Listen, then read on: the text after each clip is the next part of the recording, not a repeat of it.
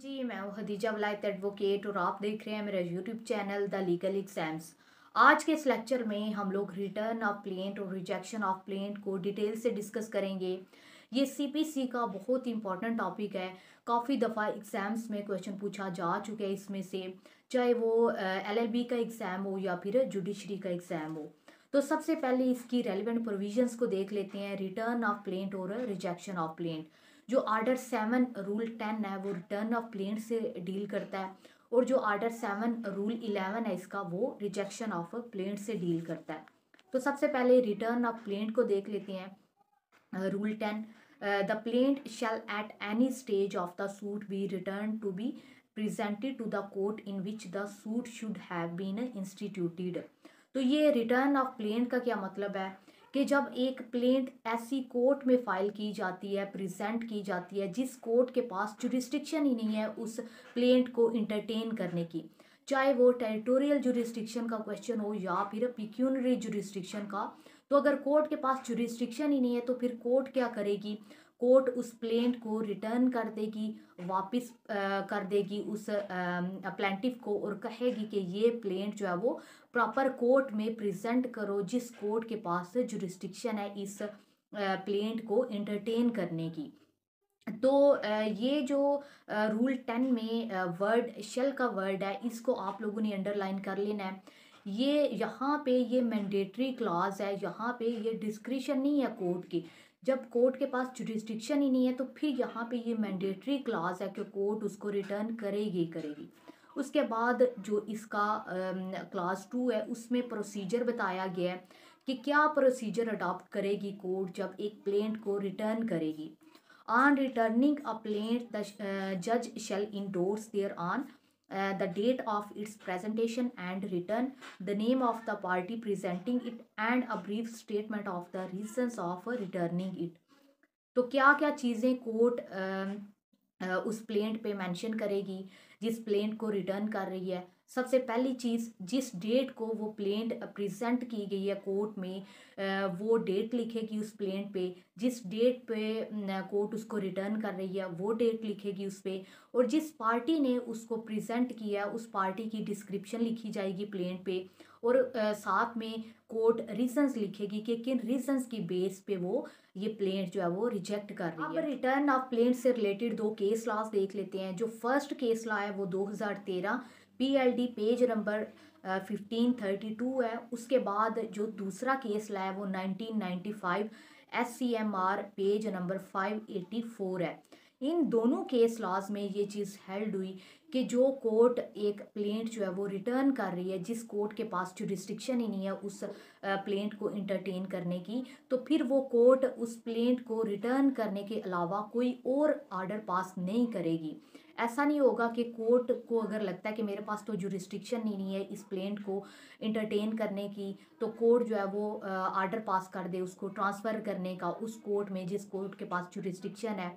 या फिर कोर्ट को अगर लगता है कि ये जो प्लेंट है इस प्लेंट में डिफेक्ट है, फॉर एग्जांपल जो आर्डर 7 रूल 11 में ग्राउंड्स बताई गई हैं रिजेक्शन ऑफ प्लेंट की, अगर उनमें से कोई ग्राउंड बन रही है तो ऐसा नहीं है कि वो कोर्ट जो है वो उस प्लेंट को रिजेक्ट कर दे, तो वो उस प्लेंट को रिटर्न करने के अलावा कोई अदर ऑर्डर पास नहीं करेगी उस प्लेंट में।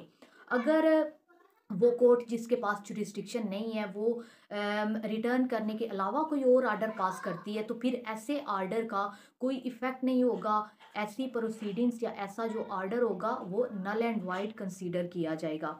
उसके बाद अगर मेमोरेंडम ऑफ अपील की बात की जाए तो उस पे भी यही रूल अप्लाई होता है, आर्डर 7 रूल 10 वाला, कि अगर एक अपील जो है वो रॉन्ग कोर्ट में प्रेजेंट की गई है जिस कोर्ट के पास जुरिस्डिक्शन नहीं है, तो उस कोर्ट जो एपलेट कोर्ट होगी वो आर्डर 7 रूल 11 के तहत, और जो एपलेट कोर्ट की पावर्स हैं सेक्शन 107 में बताई गई हैं, वो इस प्लेंट को वो इस अपील को रिटर्न कर देगी एपलेट को, और कहेगी कि ये प्रॉपर कोर्ट में प्रेजेंट करो। अब रिजेक्शन ऑफ प्लेंट को डिस्कस करने से पहले रिटर्न ऑफ प्लेंट और रिजेक्शन ऑफ प्लेंट का थोड़ा सा डिफरेंस देख लेते हैं।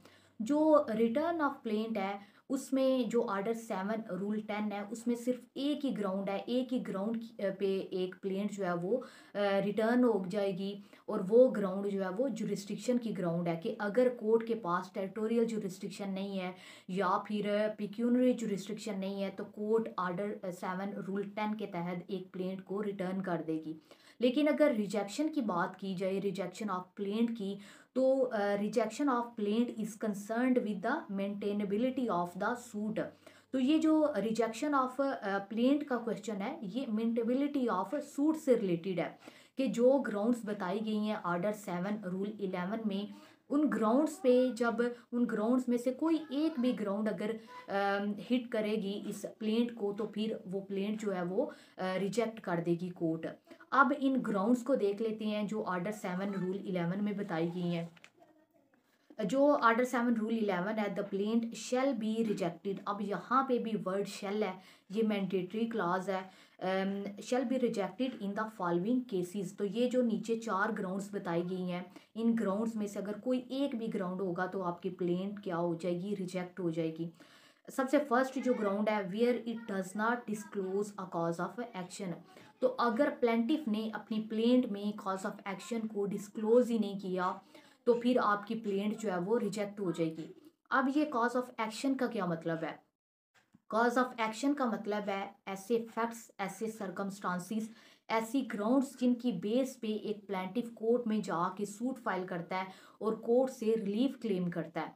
फॉर एग्जांपल, अगर एक औरत है उसने जाके कोर्ट में हुला का दावा दायर किया है और कोर्ट में अपनी वो प्लेंट में लिखती है कि जो डिफेंडेंट है, जो मेरा हस्बैंड है, वो मुझे मारता पीटता था, मुझ पे तशद्दुद करता था, मुझे हर्चा वगैरह भी नहीं देता था और 2 माह पहले उसने मुझे मार पीट के घर से निकाल दिया है, इसलिए मैं उसके साथ नहीं रह सकती, मेरे हक में हुला की डिग्री पास की जाए। तो अब ये जो मैंने सारी चीज़ें डिस्कस की हैं, ग्राउंड्स डिस्कस किए हैं, ये सारे क्या हैं, ये कॉज ऑफ एक्शन को क्रिएट कर रहे हैं। तो अगर आपने अपनी प्लेंट में कॉज ऑफ एक्शन कोई डिस्क्लोज नहीं किया, अगर ये औरत कोर्ट में जाके तो खाली लिखती है कि डिफेंडेंट के साथ इस डेट को मेरा निकाह हुआ था और अब मुझे हुला की डिक्री मेरे हक में पास की जाए, तो फिर यहाँ पे अगर वो अपनी ये जो ग्राउंड्स हैं कॉज ऑफ एक्शन डिस्क्लोज ही नहीं कर रही तो फिर कोर्ट जो है वो उसकी प्लेंट को रिजेक्ट कर देगी, कोर्ट उसके हक में डिक्री पास नहीं करेगी। क्योंकि जिन ग्राउंड्स पे उसने रिलीफ क्लेम करना है, जिन ग्राउंड्स पे कोर्ट ने उसे डिक्री उसके हक में पास करनी है, अगर वो ग्राउंड्स ही अपनी प्लेंट में डिस्क्लोज नहीं करेगी तो फिर उसकी प्लेंट जो है वो रिजेक्ट हो जाएगी। उसके बाद एक और कॉज ऑफ एक्शन को मज़ीद समझने के लिए एक और इसकी मैं एग्जांपल देती हूँ आप लोगों को। फॉर एग्जांपल, एक पर्सन है ए, उसका कंट्रैक्ट होता है एक प्रॉपर्टी से रिलेटेड बी से। अब जिस प्रॉपर्टी का कंट्रैक्ट हुआ है बी से, उस प्रॉपर्टी की एडवांस पेमेंट भी कर देता है ए, और बी कहता है कि 1 माह बाद तुम बाकी की पेमेंट करके जब करोगे 1 माह बाद तो ये प्रॉपर्टी जो है वो मैं तुम्हारे नाम पे ट्रांसफ़र कर दूंगा। अब 1 माह बाद जो ए है वो विलिंग है बी को वो बाकी की पेमेंट करने को, लेकिन बी रिफ्यूज़ कर देता है, वो इनकार कर देता है कि मैं अब ये प्रॉपर्टी तुम्हें सेल नहीं करूँगा, मैं ये प्रॉपर्टी किसी और थर्ड पर्सन को सेल करूँगा। तो यहाँ पे जब बी ने रिफ्यूज़ किया वो प्रॉपर्टी ट्रांसफ़र करने से और पेमेंट रिसीव करने से, तो यहाँ पे कॉज ऑफ एक्शन अराइज हो गया ए का। कॉज ऑफ एक्शन अराइज होने का मतलब है कि डिस्प्यूट अराइज हो गया है पार्टीज़ के बीच में। तो जब एक कॉज ऑफ एक्शन अराइज हो गया तो फिर जो प्लेंटिफ है, जो ए है, वो कोर्ट में जाएगा और जाके स्पेसिफिक परफॉर्मेंस का सूट फाइल करेगा। तो फिर वो अपने सूट में कॉज ऑफ एक्शन को डिस्क्लोज करेगा। अगर वो कॉज ऑफ एक्शन कोई डिस्क्लोज नहीं करता, वो सारे ग्राउंड्स ही नहीं बताता कि ए बी के साथ में कोई कंट्रैक्ट हुआ था, मैंने एडवांस पेमेंट कर दी है, अब बी ने रिफ्यूज़ कर दी है मुझे प्रॉपर्टी ट्रांसफ़र करने से और बाकी की पेमेंट रिसीव करने से, तो अब ये सारे जो ग्राउंड्स हैं ये कॉज ऑफ एक्शन को क्रिएट कर रहे हैं। तो अगर ये जो ए है जिसने स्पेसिफिक परफॉर्मेंस का सूट फाइल किया है, ये अगर कॉज ऑफ एक्शन कोई जाके अपनी प्लेंट में डिस्क्लोज नहीं करता तो फिर इसकी जो प्लेंट होगी वो कोर्ट रिजेक्ट कर देगी। अगली ग्राउंड है इसकी where the relief claimed is undervalued. अब इसका क्या मतलब है? जब आपने एक प्लेंट प्रेजेंट की, आपने दावा दायर किया तो जो चीज़ आप कोर्ट से मांग रहे हैं, जो रिलीफ क्लेम कर रहे हैं, तो आपने अपने उस रिलीफ की जो सही वैल्यू है वो भी अपनी प्लेंट में मेंशन करनी है। फॉर एग्जांपल अगर आप किसी प्रॉपर्टी से रिलेटेड सूट फाइल कर रहे हैं तो उस प्रॉपर्टी की जितनी वैल्यू है आपने वो अपने सूट में लिखनी है। आपने लिखना है कि ये जो मेरी प्रॉपर्टी है जिससे रिलेटेड मैं सूट फाइल कर रहा हूँ, इसकी इतनी मालियत बनती है। फॉर एग्जांपल अगर वो 3 लाख उसकी वैल्यू बन रही है उस प्रॉपर्टी की, या जो आप रिलीफ क्लेम कर रहे हैं, या 4 लाख बन रही है, या जितनी भी बन रही है, तो जो करेक्ट वैल्यूएशन है वो आपने अपनी प्लेंट में मेंशन करनी होती है। अगर आप नहीं मेंशन करते तो इस ग्राउंड पे आपकी प्लेंट जो है वो रिजेक्ट हो जाएगी।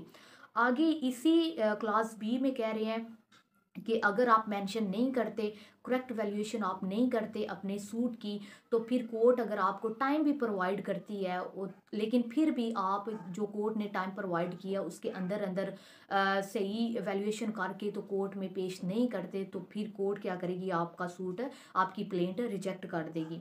उसके बाद जो अगली ग्राउंड है, where the relief claimed is properly valued but the plaint is written upon paper insufficiently stamped। अब आप लोगों ने इसको अंडरलाइन कर लेना है। ये जो लाइन है इनसफिशिएंटली स्टैम्प्ड, इसका क्या मतलब है? जो पहले ग्राउंड हम लोगों ने पढ़ी है उसमें ये था कि जो आपकी सूट वैल्यूएशन है आप लोगों ने वो करेक्ट सूट वैल्यूएशन नहीं की। फॉर एग्जांपल आपकी सूट की मालियत जो है वो 3 लाख बन रही थी लेकिन आपने 2 लाख लिखी है, तो फिर आपका सूट रिजेक्ट हो रहा था। लेकिन इस ग्राउंड में जो सूट वैल्यूएशन है वो प्लेंटिफ सही से करता है। फॉर एग्जांपल अगर उसकी प्रॉपर्टी की मालियत 3 लाख बन रही है तो उसने अपने दावे में 3 लाख लिखी है, लेकिन उस 3 लाख पे जो कोर्ट फी बन रही है वो 15,000 बन रही है, लेकिन वो 15,000 कोर्ट फी नहीं पे करता, वो कम कोर्ट फी पे करता है। तो ये जो सी ग्राउंड है वो कोर्ट फी अगर आप प्रॉपरली पे नहीं करते, लेकिन सूट वैल्यूएशन तो आपने सही से की है लेकिन उस पे जो कोर्ट फी प्रॉपर बन रही है वो पे नहीं करते, कम कोर्ट फी पे करते हैं, और फिर बाद में कोर्ट आपको टाइम भी प्रोवाइड करती है कि आप अपनी प्रॉपर कोर्ट फी पे करें, फिर भी आपने पे नहीं की, तो फिर इस ग्राउंड पे आपकी प्लेंट जो है वो रिजेक्ट हो जाएगी।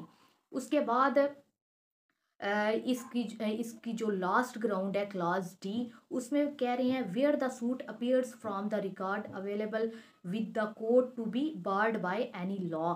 तो अगर आपका कोई सूट, कोई आपकी प्लेंट ही बार्ड बाय लॉ है, तो फिर अगर आप वो प्लेंट फाइल करते हैं तो कोर्ट उसको रिजेक्ट कर देगी। फॉर एग्जांपल अगर आपका जो लिमिटेशन पीरियड था एक सूट फाइल करने का, अगर वही एक्सपायर हो चुका है और लिमिटेशन पीरियड ख़त्म हो गया हुआ है और बाद में आके आप प्लेंट फाइल कर रहे हैं, तो इस ग्राउंड पे, टाइम बार्ड के ग्राउंड पे आपकी प्लेंट जो है वो रिजेक्ट हो जाएगी। या फिर अगर एक सूट पे रेस जुडिकाटा का प्रिंसिपल अप्लाई हो रहा है, एक सूट ऑलरेडी कम्पिटेंट कोर्ट ने डिसाइड कर दिया हुआ है, तो आप उसी सेम कॉज ऑफ एक्शन पे सेम पार्टीज़ के बीच में आके दोबारा से उस प्लेंट को प्रेजेंट करते हैं, तो फिर यहाँ पे भी ये बार्ड बाय लॉ होगी, आपकी प्लेंट कोर्ट जो है वो रिजेक्ट कर देगी। तो ये रिटर्न ऑफ प्लेंट और रिजेक्शन ऑफ प्लेंट का डिफरेंस था। आई होप आप लोगों को ये लेक्चर पसंद आया है। इसके बाद मैं रिजेक्शन ऑफ प्लेंट और डिसमिसल ऑफ प्लेंट पे एक सेपरेट वीडियो लेक्चर रिकॉर्ड करूँगी। Thank you so much.